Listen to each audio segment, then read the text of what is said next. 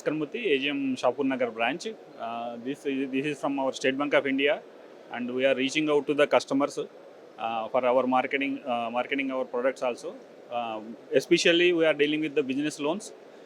We are catering to the needs of all types of businesses, like small enterprises, medium and big also. And through our one new product, BRE, Business Rule Engine, where we can sanction the loans up to 5 crores within 1 hour.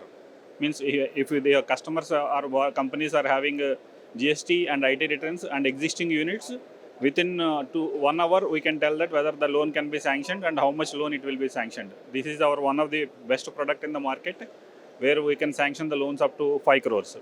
And in addition to that, and up to 10 crores under CGTMSC also, we can sanction the loans, and that depends on the rating of the customers, and interest rate also varies depending on the bank guidelines.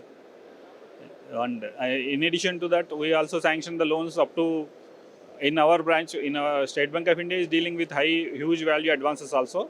Particularly in Shapur Nagar branch, we can deal up to 50 crores of advances depending on the ratings of the customers, and then rate of interest will be decided as per the RBI and bank's terms and issues.